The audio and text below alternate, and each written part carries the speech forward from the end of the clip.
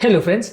बारिश के समय मेंटल हेल्थ और साइकेट्रिक हेल्थ को अच्छा रखने के लिए क्या क्या इंपॉर्टेंट टिप्स फॉलो करने चाहिए, आज इस बारे में बात करेंगे। ज़्यादातर लोग बारिश का मेंटल हेल्थ पर और साइकेट्रिक हेल्थ पर क्या कोरिलेशन होता है इस बारे में लोग नहीं जानते। इवन डॉक्टर्स भी इस बारे में कभी चर्चा नहीं करते। ज़्यादातर लोग को ऐसा लगता है कि हमारी मेंटल हेल्थ पर बारिश का कोई सिग्निफिकेंट इफेक्ट नहीं होता। इस मिथ को हमने एक वीडियो में ऑलरेडी बस किया है, जहाँ पे हमने बहुत सारे ऐसे फैक्टर्स डिस्कस किए हैं जो आपकी मेंटल हेल्थ को और साइकेट्रिक हेल्थ को अफेक्ट करते हैं बारिश का जो होने की वजह से। आज हम उसके लिए आपको कुछ यूजफुल टिप्स देंगे जो बारिश के टाइम आपकी मदद करेंगे इस तरह के मेंटल या साइकेट्रिक प्रॉब्लम से बचने में।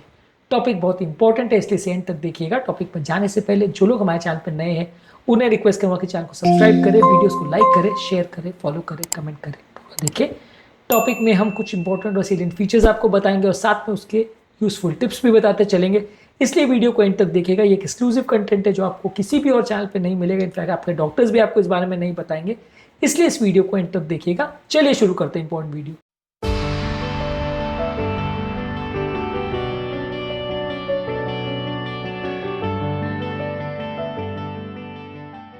सबसे पहला, एक कंसिस्टेंट रूटीन मेंटेन करिए। यदि आप स्लीप टाइमिंग्स आपके चेंज होते हैं तो बारिश के टाइम वातावरण में मौजूद ह्यूमिडिटी की वजह से और बारिश की बार बार शोर शराबे की वजह से नींद कॉम्प्रोमाइज हो जाती है। ये कंसिस्टेंट अगर स्लीप शेड्यूल आप मेंटेन नहीं करते और नींद का विशेष ध्यान नहीं रखते तो हमारा ब्लड शुगर लेवल, हमारा कोलेस्ट्रॉल लेवल, हमारा ब्लड प्रेशर लेवल, ये चीज़ों में बार बार फ्लक्चुएशन देखने को मिलेगा, हेल्थ बिगड़ेगी।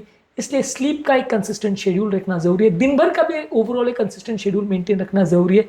खाने पीने के टाइम और सोने का उठने का टाइम भी अगर वेरी नहीं करें और ज़्यादा मेंटेन रहे तो ज़्यादा हेल्थ के लिए अच्छा है। इससे हमारी बीमारियां कंपेरेटिवली कम होती है। इसके अलावा बारिश के टाइम आपका हाइड्रेशन कॉम्प्रोमाइज़ हो जाता है। लोग पूछेंगे ऐसा क्यों? क्योंकि वातावरण में पानी तो ज़्यादा है, तो आपको पानी कम कैसे पड़ेगा शरीर में?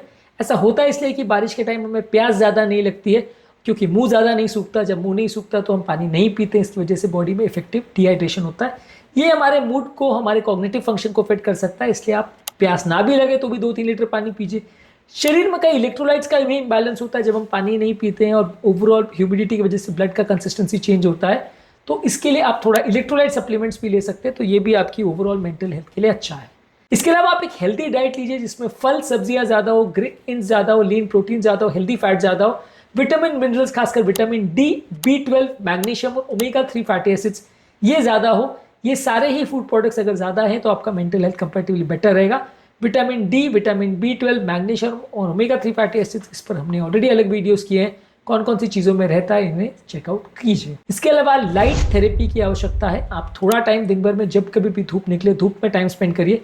सनलाइट का एक्सपोजर बॉडी में विटामिन डी बनाता है जो कि आपके कई तरह के न्यूरो कॉग्निटिव प्रॉब्लम्स को कम करता है। विटामिन डी की कमी होने से ब्रेन रिलेटेड प्रॉब्लम ज़्यादा होते हैं। इसके अलावा सनलाइट का एक्सपोजर नहीं होने से कई साइकेट्रिक प्रॉब्लम्स भी होते हैं। हमारी डिप्रेशन, एंग्जाइटी और mood disorders, mood swings comparatively ज़्यादा होते हैं यदि धूप का एक्सपोजर ना हो। तो इससे बचने के लिए थोड़ा एटलीस्ट आधा एक घंटा धूप में टाइम स्पेंड करिए जब कभी भी धूप निकले। पूरे दिन भर जब बारिश के टाइम आप घर पे बैठे रहते हो, धूप नहीं होती है, तो इससे साइकेट्रिक प्रॉब्लम्स ज़्यादा होते हैं। इसके अलावा रेगुलर फिजिकल एक्टिविटी कीजिए। जब बाहर नहीं भी जा पा रहे तो भी घर में आधा से 1 घंटा वॉकिंग, रनिंग, स्विमिंग, डांसिंग, जो भी आप घर पे एरोबिक एक्टिविटीज कर सके जिससे आपका मूड और एनर्जी लेवल्स मेंटेन रहे, उससे मेंटेन करिए।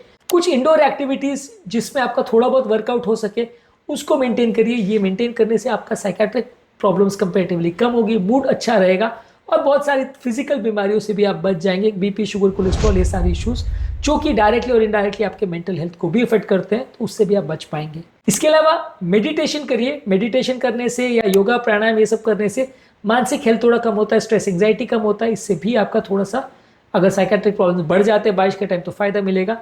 बहुत ज़्यादा अगर प्रॉब्लम हो रही है तो आप साइकेट्रिस्ट की मदद भी ले सकते हैं। वर्चुअल सेशंस कर सकते हैं। यदि आप उनसे मिलने नहीं जा पा रहे हैं तो आप उनसे फ़ोन कॉल्स पर या वीडियो कॉल्स पर बातें कर सकते हैं। तो इससे थोड़ा सा आपका ओवरऑल, अगर साइकेट्रिक प्रॉब्लम्स बारिश के टाइम बढ़ती है, खासकर डिप्रेशन, तो उसमें आपको थोड़ा फायदा मिलेगा। उसमें आप साइकेट्रिस्ट की मदद ले सकते हैं।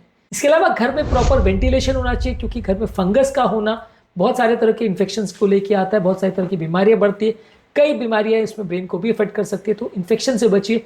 घर में प्रॉपर वेंटिलेशन होना चाहिए, लेकिन बहुत ज़्यादा ह्यूमिडिटी नहीं होनी चाहिए। डीह्यूमिडिफायर का प्रयोग करिए तो कंफर्टेबल ह्यूमिडिटी लेवल्स मेंटेन रहेगा। इससे आपका ओवरऑल हेल्थ अच्छा रहेगा और आपको इन्फेक्शंस कंपेरेटिवली कम होंगे। इन्फेक्शन से बचने के लिए हाथों को और बॉडी को प्रॉपर क्लीन करिए। खाने को और पानी को भी प्रॉपर क्लीन रखिए। ये सारी चीज़ें बारिश में आपकी ओवरऑल हेल्थ को कॉम्प्रोमाइज़ कर सकती है। मस्कीटो नेट्स और रिपेलेंट्स का भी प्रयोग करिए, क्योंकि बारिश के दौरान मस्कीटोज जो आते हैं वो इन्फेक्शंस क्रिएट कर सकते हैं, खासकर मलेरिया फैल्सिपेरम वाला जो ब्रेन को अफेक्ट कर सकता है। और ये मलेरिया जब होता है तो कई बार आपका है ओवरऑल कॉम्प्रोमाइज होता है। इनफैक्ट बारिश से होने वाले बाकी जो मच्छर और फ्लाई जो बीमारियां फैलाते हैं, इवन डेंगू वगैरह भी, ये भी हमारे ओवरऑल मेंटल हेल्थ को अफेक्ट कर सकता है, क्योंकि ये ऐसी चीज़ें हैं जिसमें पूरी बॉडी इफेक्ट हो सकती है। तो ये भी इनडायरेक्टली हमारे मेंटल हेल्थ को अफेक्ट कर सकते हैं, तो इनसे भी थोड़ा बचने का प्रयास करिए। इसके अलावा प्रॉपर स्लीप हाइजीन का होना ज़रूरी है। लगभग 7 से 9 घंटे की अच्छी स्लीप होना ज़रूरी है। कमरे का वातावरण कूल हो, डार्क हो, क्वाइट हो, जहाँ पे आप सोने का प्रयास कर रहे हैं, और वहाँ पे बहुत ज़्यादा साउंड और लाइट का एक्सपोजर नहीं हो, ताकि ओवरऑल आपका स्लीप क्वालिटी बेटर रहे। बारिश के टाइम आपकी स्लीप कॉम्प्रोमाइज़ होती है, जिससे मेंटल स्ट्रेस होता है, हेल्थ अफेक्टेड होती है। सोने से पहले मोबाइल का ज़्यादा प्रयोग मत करिए। ज़्यादा स्क्रीन टाइम होने से भी आपका मेंटल हेल्थ कॉम्प्रोमाइज़ होता है। ये भी बारिश के टाइम थोड़ा ज़्यादा देखने को मिल सकता है। इसके अलावा बारिश के टाइम आप कई बार सोशली कनेक्टेड नहीं रहते, लोगों के साथ मिल नहीं पाते, तो फ़ोन पर या वीडियो कॉल्स पर उनके साथ चैट करिए। तो इससे आपका ओवरऑल सोशल कनेक्शन मेंटेन रहेगा।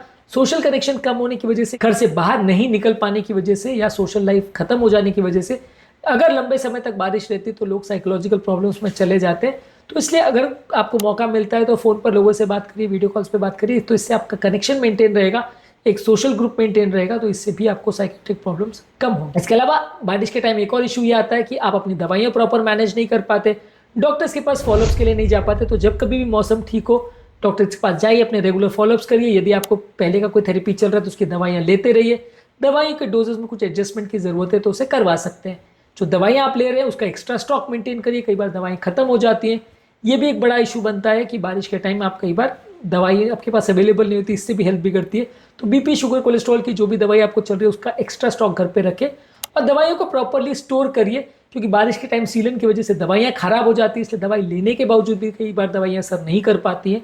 तो इसलिए दवाइयों को प्रॉपरली कूल ड्राई प्लेस में स्टोर करिए, और उनमें सीलन तो नहीं आ गई ये चेक करके ही दवाइयाँ लीजिए, नहीं तो वो असर नहीं करेगी। इसके अलावा जब कभी भी आप बाहर जाएं तो प्रॉपर रेनकोट्स और कैप्स और हैट्स ये सारी चीज़ लेके जाए। ज़्यादा देर तक गीले एनवायरनमेंट में नहीं रहे, और कपड़े अगर भीग जाए तो एक्स्ट्रा कपड़े लेके जाइए, उन्हें तुरंत चेंज करिए। लंबे समय तक गीले एनवायरनमेंट में रहने की वजह से इन्फेक्शन ज़्यादा होते हैं, खासकर रेस्पिरेटरी इन्फेक्शन और पेट के इन्फेक्शन ज़्यादा होते हैं। इससे कंपेरेटिवली आपकी हेल्थ बिगड़ती है, और ये आपकी मेंटल हेल्थ को भी अफेक्ट करता है। कभी अगर इस प्रॉब्लम की वजह से एडमिट होना पड़ता है तो हमारी साइकेट्रिक प्रॉब्लम्स और ज़्यादा बढ़ जाती हैं। तो ये सारी चीज़ें भी ध्यान रखने की आवश्यकता है। बारिश से खुद को प्रोटेक्ट करना है, और ज़्यादातर जो बाहर का काम कर रहे हैं वो ऐसे टाइम पर ही करिए जब बारिश ना हो रही हो, ताकि आप भीगे नहीं। और थोड़ा सा इस बात का भी ध्यान रखिए कि यदि आप बाहर निकल रहे हैं तो फिसले नहीं, गिरे नहीं। कई बार इंजरीज या फॉल्स भी ज़्यादा होती है, और अगर बाई चांस किसी को हेड इंजरी हो गई तो वो भी एक थोड़ा सा बड़ा इशू हो जाता है, जो कि बारिश के टाइम में एक एडिशनल प्रॉब्लम बन सकती है। तो ये इंपॉर्टेंट इशूज़ हैं जो बारिश के टाइम होते हैं। उसमें कुछ थोड़े ऑब्वियस है, कुछ थोड़े डायरेक्ट है, इनडायरेक्ट है, पर ये इंपॉर्टेंट टिप्स है जो आपको फॉलो करने चाहिए, ताकि बारिश के टाइम आपका ओवरऑल हेल्थ कॉम्प्रोमाइज़ ना हो और आपका मेंटल हेल्थ ना बिगड़े। आज के टॉपिक में हमने बात करी बारिश के टाइम मेंटल हेल्थ और साइकेट्रिक हेल्थ को अच्छा रखने के लिए क्या इंपॉर्टेंट टिप्स आपको फॉलो करना चाहिए। उम्मीद करूंगा कि आज के टॉपिक में कुछ नई बातें जानने को मिली होगी। जो लोग हमारे चैनल पर नए हैं उन्हें रिक्वेस्ट करूंगा कि चैनल को सब्सक्राइब करें, वीडियोस को लाइक करें, शेयर करें, फॉलो करें, कमेंट करें, पूरा देखें।